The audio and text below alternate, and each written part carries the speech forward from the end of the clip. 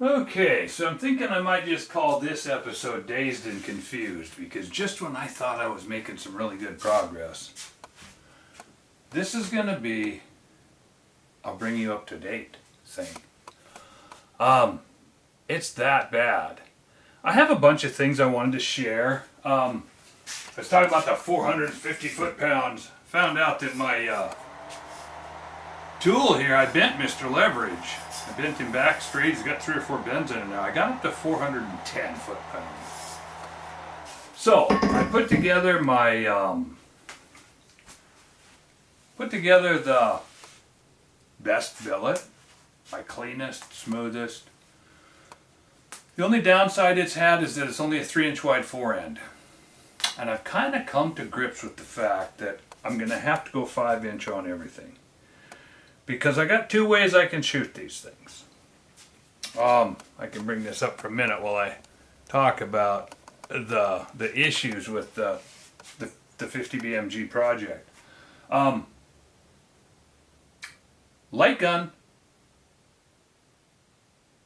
These tend to torque. 750 grains when you wrap it up tends to torque. And I know all these big guns have a 5-inch wide forend. It's legal in all competitions. That's no problem. But I was hoping to come up with other ways. But this torque thing is getting to the point where unless I can ride the gun and hold it down, which means low pressure loads, I think the torque might be insurmountable. That doesn't change it just changes the paradigm. I had said, and I'm still saying, 15-pound gun, quarter MOA accuracy. 50 BMG. The torque thing is driving me a little crazy. It's throwing kinks in, and just when I think I get this kind of bench rest grade billet gun up, I realize that I'm starting to ride it again. And I had an epiphany here just recently. I took a few days off. I did some other stuff. Did a couple of other videos, covered a couple of other projects. Brought out a couple of other things, kind of because I was having trouble sleeping, which is weird. I was having pain between my shoulder blades, pain in my I'm like, I don't know if I got an infection in my back. Well, I took a few days off. I came back today and I was pumped. I have been shooting a lot. And unfortunately, as much as I fight this tendency, and I don't ever believe that it's true, I must still think I'm tough a little bit. Because I've been riding these things a lot more than I thought. I had several days off. We had couple big jobs to pour. I'm limber, I'm loose at work, everything is fine. I came out today, I sat down on the first load. I've been going through some loads, hey. I just noticed today when I was filling my powder measure, I'm down to about a cup. Literally, I didn't quite manage to fit it all, but I've gone through 8 pounds on this run right here. But I sat down today and it was hilarious because the first shot, the pain hit me like a sledgehammer, and it was all these pains that have been bugging me. Here I'm thinking, I'm getting old, it's this and that, we had big days at work. No, this thing bruises you on the inside, I think. Not this thing, all of them. So I've switched to 100% free recoil. What that means is I've gone to 5 inches wide and runners on everything. Free recoil means I've got to be able to set these things on the bags and shoot basically heads up. That's what I've been doing lately, and I've been teasing, I've been backing and forth, and I've been I've got my loading technique down. I was going to show you a little bit about that. One of the things that I've been doing, I forgot to cover in one of the other videos. This is just kind of I'll show you a case that's been fired here. I should probably change some of these lights around a little bit so you can see this better. I kind of screwed up. How in the world did I even get this? Sorry about this. But I've been shooting, I'm in pain. I've been shooting, pounding through powder.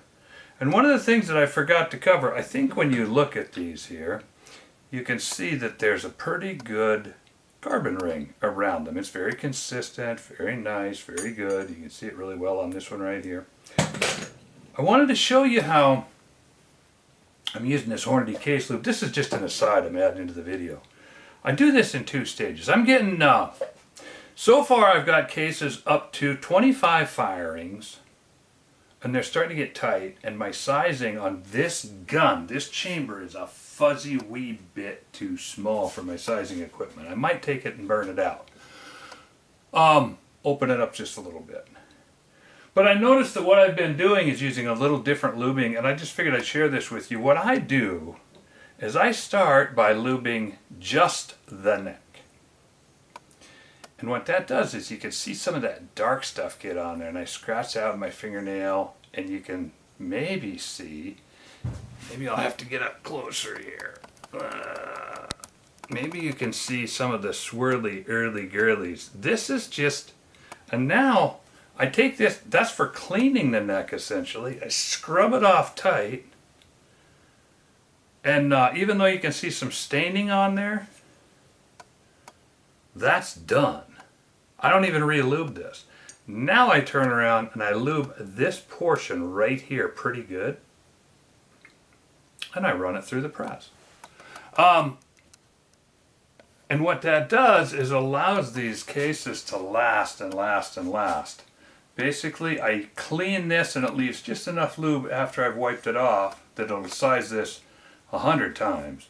And I'm moving this very little. And then here I'm going a little heavier, especially I noticed it today, I was going a little heavier lube here because this gun has a little bit mismatched, like a half a thou off, and it's going in tight. So a little extra lube here, but I lube here and I lube here. I don't touch the shoulder, I don't touch the top, and the cases are lasting really, really well. So the loading techniques are working out. Everything is going smooth. I'm rolling with the loading. The problem I'm running into is something entirely different.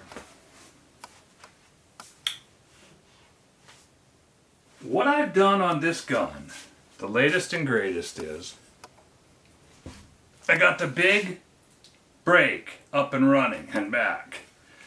I got the, if I can turn this just right, I've got the rails on the fore end running. It's riding good. I'm putting like a couple in the hole, and then it's been teasing me. It's been tearing my sorry butt up. So I'm bringing this up so that you can see what I've got going here. I'm calling it Dazed and Confused because this is an expensive scope. I called March, I called Dion Optics, I talked to 3 different people. I said, hey, I'm putting this thing on a 50 BMG, a lightweight 50 BMG. Am I going to rip it to shreds? They said, no, it's a very, very robust scope. That's the last thing you have to worry about. That thing is awesome. Just take it out and shoot it. Lou Murdoch is running one on his big 400 and whatever on the 50 BMG case, and he's shooting like, okay. But remember, we're talking a 22-pound platform here with this big old scope. I want to throw something out, and I'm just documenting this. I'm going to keep going through with Dion. You'll see that I've got a bunch of stuff on here, a bunch of surgical tubing. I've done this to increase, as I've mentioned before with these scopes, and this direction,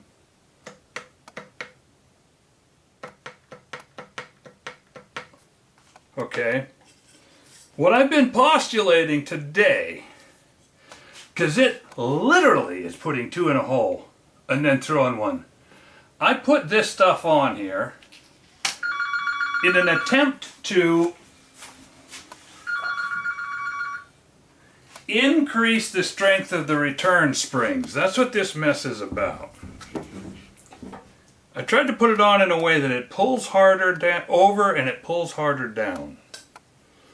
I'm throwing this up in front of God and everybody on the YouTube just because it's fresh on my mind today. This is not a fix. But I've decided this gun has been driving me insane. And I've decided I'm going to have to go back to a conventional scope on it because right now my 5-piece billet, which is configured quite similarly to this, I finally went to the 5-inch wide fore end. I haven't got rails on it yet, but I'm going to put that. By rails I mean drop down, so I have to set it up in such a way that when it lays down on the quote rolled up coat, which is a real tidy setup, or I've been shooting off of a wide 5-inch bag setup, so that I can reef on it as hard as I can, and until it picks the sides up both directions, it has no shake, no wobble, no rattle, no roll. And it's excruciating to go out there and shoot too. Bam, bam. And then all of a sudden the other one pops. So here's what I did. I want you to think with me here because I don't know the answer to this. But this scope moves. It's got that action right there. I had it sighted in, and this is why I'm sharing this, is to go through, because sometimes diagnosing these problems, as much as I love it, it's maddening. And so far, the two guns that I've had problem with in this 50 BMG in both cases has been ripping the scopes or the mounts apart. I've built custom mounts and I've got the other two calmed down and they're shooting just fine. Thank you very much. This one's not. And this is the best scope. This is the best setup of the lot. This is the one that I've got the big hopes for. This is the one that is supposed to be all that. And it ain't shooting like all that. My pieced together guns are shooting better than this so-called almost single billet gun. I'm going to just cut that off of there. This was where I ended my day today. And I did it twice. I put it on, I took it off, I put it on, I took it off. And here's what I want to share. This is what I want to tell you about, because the design of this scope is such that, and I'm not qualified to get much beyond that with this scope, but the design of this scope is such that when it's fired, it obviously moves, because it moves quite easily. And then it drops back against, goes this way and back against. So it's supposed to fire quiescently from rest. And once you pull the trigger, then everything after that, I've got this thing nailed down to where I'm literally shooting at free recoil and heads up. So the scope should have no effect. But here's what I want to tell you happened. And this is mainly the reason I threw this documentary video down. I had it sighted in, and I was walking around on the target getting these unexplained 2s and 1s. And I mean crisp and tight and then this far out type of stuff. I wrapped that scope up, I bottomed out against its bottoming surfaces both directions with this rubber band, and it moved my point of impact over 2 feet. I went clear off the paper. I shot it, and I got a higher percentage of good rounds. Now I'm really treading on thin ice here, because if I find something else wrong, it's going to look like I'm bad-mouthing the most expensive scope on the planet. And I don't know that I am, but the only reason I decided to make this video on this subject is because, incontrovertibly, this scope with a rubber band wrapped around it, and this scoop naked as it comes, the point of impact changes by, let's call it 18 inches. I don't know how that's possible. The first time I wrapped the scope up, I just went over and around the front bell so that it would move and pop back, and I just was increasing. I didn't want to start tearing into a scope like that. And the first thing that happened is my first shot missed the blueprint paper. I would have brought it in, and I still will, but it's pouring down rain out there. We're in the middle of this above ground, I don't know what they're calling it nowadays, jet stream river of rain or something. It's pouring like crazy out there. We're going into fall and winter. Anyway, I'd laminated up a sheet of paper, ran it down there, and it's still down there, and I'm going to leave it. I'm going to spend the next 2 days ironing this thing out. But as of right now, I just wanted to go on record as saying that that March Genesis fired naked,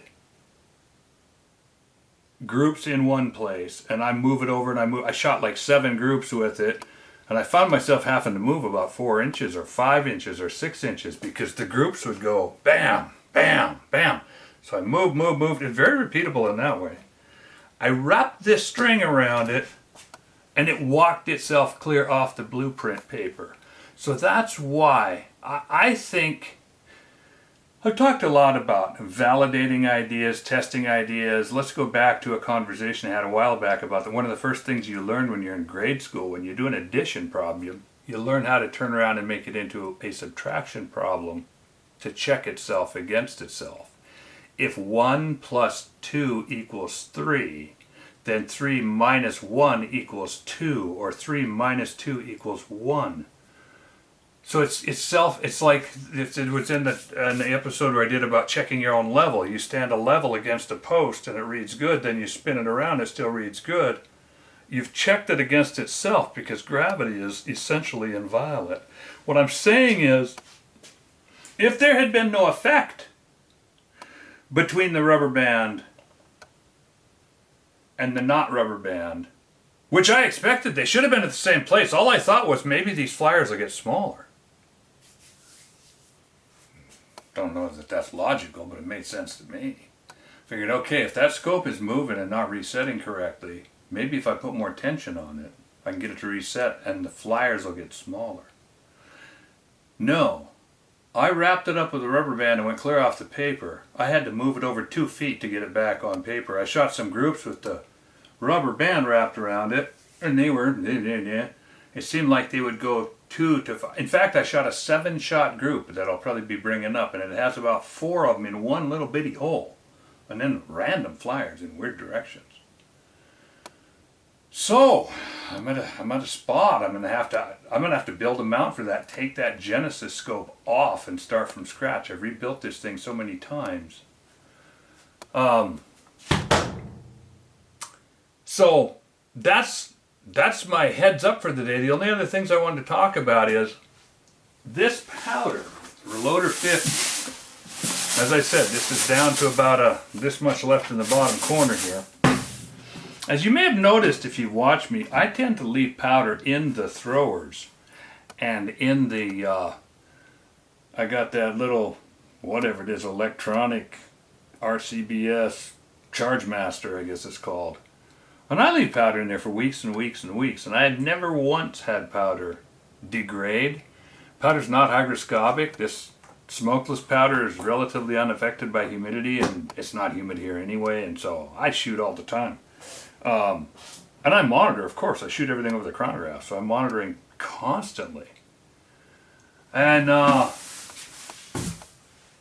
in my monitoring, I don't find enough change to worry about it. So I'll find more change from lot to lot. Like 4831, I've got lots from the 60s, 70s, 80s, 90s. I went through a lot of 4831 at one time.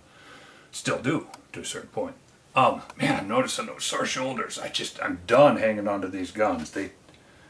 It's not the pain now. It's the pain when I'm trying to relax it. I don't know what it is. I sleep like a baby. That's an important thing. That's a skill that one must learn in this life, is to get one's rest. Well, I go a couple of nights when I'm knotted up in the shoulders. I'm not used to that. There's certain things I don't do. You know, I don't believe in chiropractors. I don't believe in, the other day I was talking about 3D printing. This guy, 3D printing to me is like the men's equivalent of candle parties. You get this thing and you have these friends, and you know, it's like owning a dog and you want to find somebody else got the same kind of dog as you so you can talk about dog. There's just a bunch of things that I don't, and chiropractors is one of them. When I'm sore, I go out and work it out and loosen up and jump on equipment, and anyway, these things are slapping me. So I'm at the point now where I'm going to go 100% unrestrained, free recoil, which means I'm going to have to convert everything, and I am converting everything, to 5-inch wide forehands. And it's working. Even the screen door is going to end up 5. That's going to add another pound or 2. I'm going to do it light, but I'm going to take some off. It's going to end up 16 or 17 pounds probably. But that's the least important part of the paradigm. These things have to shoot. And so far they've been teasing, they've been teasing, they've been teasing, they've been more than teasing. So, the only other thing that I want to talk about is, when you're doing this kind of stuff, you got to kind of buy stuff in bulk. Everybody has seen here and there, or went out and bought, like that 5-inch wide forearm has got a lot of what, I don't know, we call it all kinds of things. Teflon tape is something, slidey tape, shooting tape. It's a special sliding surface. Well, I've been going through so much of it that I had to research a little more. I had Dorman, I had Borden, I had, through the years, all of my guns have got tape on them, of course. Slickum, slippery tape, slick poly. But I went on and found out what it actually is. I mean, I knew this is what it was, but I decided to find out where to buy it in bulk. So I figured I'd share this with you. This is the sticker that came on this, and this is a 15-yard roll of 6 inches wide. And this happens to be called 423-5 UHMW. And that means ultra high molecular weight, which means nothing to me. But it's an ultra high molecular weight polyethylene tape. And I've been rebuilding these so much I burned up all the Slickum tape that I had. So I went and bought this, and this roll of tape was like 60 bucks. So it's a little bit much, but just so that you know, if you search UHMW on the World Wide Web, this happens to be, this company designates it 423-5 ultra high molecular weight tape. This is the stuff that you use on your gun to make it slide around good. So I'm working out all these, but I've gone through 8 pounds. Now, going through 8 pounds of powder isn't that hard when you're only getting about 30 rounds per pound. So understand that. But I have just spent an awful lot of time and money, and at this point all I've done is isolate problems, and my latest one I think again is with the scope.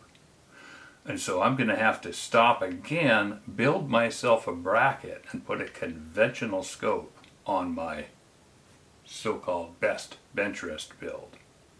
So that's us up to speed today. I can't think of anything else to talk to you about, you know, anything else that today just was. This is nice because it's a Friday and I took the whole day off, and I'm gonna shoot all weekend. I'm gonna get it working out, but as of right now we're kind of at a stalemate.